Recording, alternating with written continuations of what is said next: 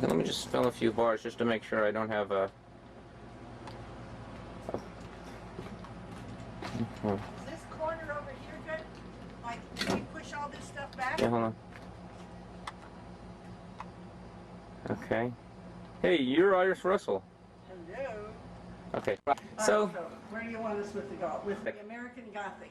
The American Gothic. here they are. The American Urban Greek Jewish Gothic couple, Shelley and Iris Russell. Hi, Charlie. Hi, Joan. Hello. This is how we met, guys, up in Mammoth, about 1974, I think. And we started because we were so young and lovely, and we could really ski a lot. This was our first sport together, Mr. and Mrs. Fox. And then we progressed on to the next one, which was tennis. I think.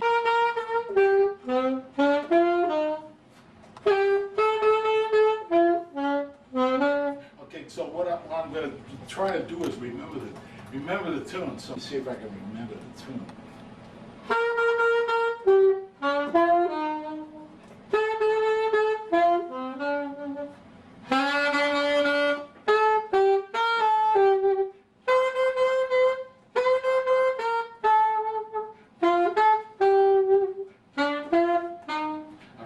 Charles, it's been too long, but anyway, yeah, you want to take something like that? Yeah, that's great, man.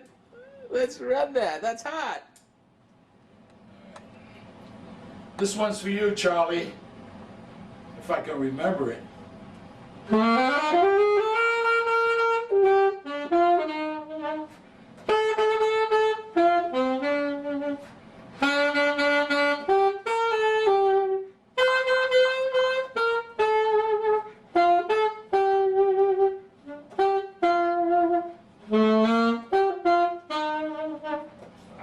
I'm fumbling around at this point because I haven't played it in years, but that's one of the songs that Charlie and I have gone through over the years, and we go back well over 35 years. And as far as my friendship with Charlie is Charlie is my best friend.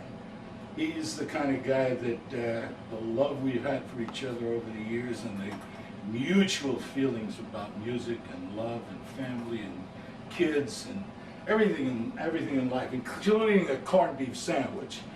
It was just two guys from the Bronx who loved each other, and we grew up together.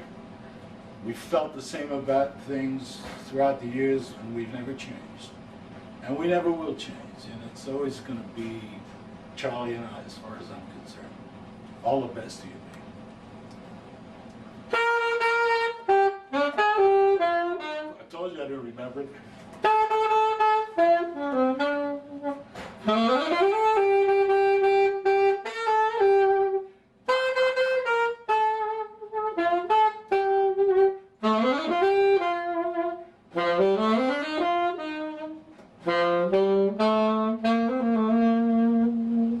Yo, Shell! Hi, Joni, it's Iris. And we met up in Mammoth about 1974. We went up there to have a skiing event, and then we came on up, and the rest is history. We skied for like, I think, 12 years, and we had a wonderful time. It was a wonderful experience. And while we were skiing, we were also playing tennis. Now I need my tennis racket right now, if you don't mind. Go. Well, after the skiing deal, I mean, we were doing tennis along with the skiing, and we became pretty good players. I wouldn't call us classic tennis players, but Iris was the one that beat the hell out of me. Charlie beat me. He was a good player. We all had a great time. And this we kept up until about 1990. And then we took up the nice sport for maturity. And this is coming up now.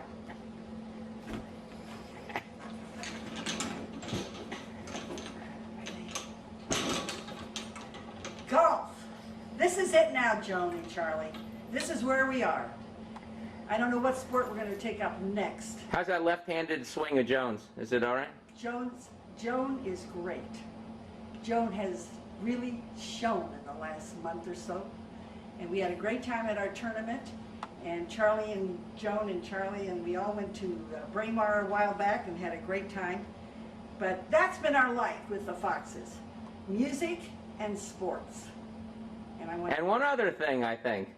Yeah, you're right. The thing that we started about 1974 was, out of a joke, was because all the men we knew were all Scorpios. Shelley, you too? Oh, yeah. Yeah. He's November 2nd. November 2nd. Uh-huh. Oh, yeah. And Charlie, I think, is October 31st. 30th. And Ben was the 28th of October. And Bob Crew? And Bob Crew came in much Yeah. later. And then you had John Richards, who was in November. So he was later. So it started with Ben, Charlie, and Shelley. You forgot my name. That's great. And we had 3 men and we had 3 women, and we went and we did a party every year, and every woman would take the party. And it's been going on, I think, for 25 years. And we're getting ready now for our next Scorpio party, and I'm looking forward to it, and we're going to have a great time. It's been a wonderful, wonderful relationship. Can you give us one thing? Joan's a Gemini. Oh, no, Cancer. She's just a Cancer, and Charlie's a Scorpio. Was that destined to work, or was that problematic? I guess so, it worked. They're both water signs, and they both take their time about everything, thinking it through. They love their family, and they love their home, and they love their children, so it's a perfect match. I think that's one of the things that we really had so much in common with you Foxes, because it was the love of the family and the kids and the feeling that we have with each other that really made our relationship, and it's going to go on that way from time, for the end of time. So we're going here's to to you both. Wishing you both a very happy, happy 40th anniversary. Happy anniversary to you. This is only a rehearsal. I know, I got you. Right. Happy anniversary, dear Charlie and Joan. Happy anniversary to you. Hey! All right. Okay, on behalf of the family. Okay, this is on behalf of the Russells, our children Gregory and Christine, and we will now sing this little ditty for you guys. Happy anniversary to you. Happy anniversary to you. Happy anniversary, dear Charlie and Joan. Happy anniversary to you. Whoa. Woo! Woo!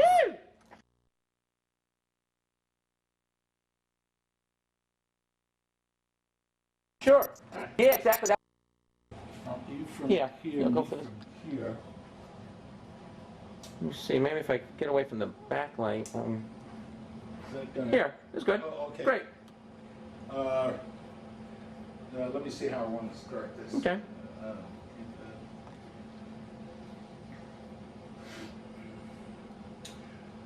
Probably pick it up from, I'm looking for sequence for you.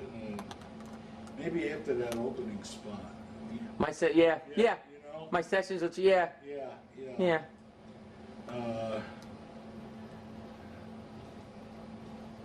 Okay, I think I got it. Yeah. Okay. Shoot. So anyway, with my relationship with Charlie, after having known him for over 35 years, when he came out to California, he came out on his first movie, and I came out after him with the Merv Griffin show. And when we got together out here, I started to do all of Charlie's films and all of his TV shows, and we worked together on just about every conceivable project. And I can't tell you how much fun, how much wonderful music I played over the years. I think Charles's music has been my inspiration for a composer in life, because he was the best composer I have ever worked for. And I worked for everybody. I worked with John Williams, I've worked with Jerry Goldsmith, I've worked with all of the wonderful composers in this town, and by far Charlie was my greatest love as a composer. His music was not only inspiring but beautiful, but it had the heart and the soul of the human aspect, the human feelings. Every bit of footage that was across the screen when we look at it and play his music, everything just fit. And I think that's Charlie's biggest success, the fact that he was able to fit every feeling, every emotion into his music. By far, I can't think of any composer that has been loved by not only the musicians and people who work with, but everybody that was in the studios with him had the same feeling. They always wanted to be there. In fact, I talked to some of the guys, some of the musicians that have worked with us over the years, that if there's a date for Charlie, they'll give up anything. They'll give up a series of 4 dates to work one TV film with Charlie because of the great love that we've all had for him. And it was a pleasure. Not only pleasure, but fun and the camaraderie that we had over the years with all the players and all that. And it all came from Charles, because it has to come from the top, and it works its way all the way down. So we appreciate you. Thank you so much. Thank you. Yeah, actually, you were at the first concert too. You were the only guy that came to Cleveland. Well, you know what? That's another deal. Oh my God! I know, he has this warm spot for you guys. We could just go on forever with. Isn't that funny? You were the only people there. But yeah, we went to. It was Columbus. Columbus, Ohio. We went to Columbus, Ohio, to see one of Charles's concerts with a symphony orchestra, and it was. In fact, Iris's family from Dayton all came down to Columbus to see and hear Charles's music, and they were just flipped out over being there. That was a wonderful experience for us. It was a weekend a whirlwind weekend of flying in to see the concert, going back to Iris's with her family and stuff, and coming back here. But the most important concert that I've been involved with Charlie is the one we did 2 years ago. And one that we put together with all of Charles's music, and we got an orchestra.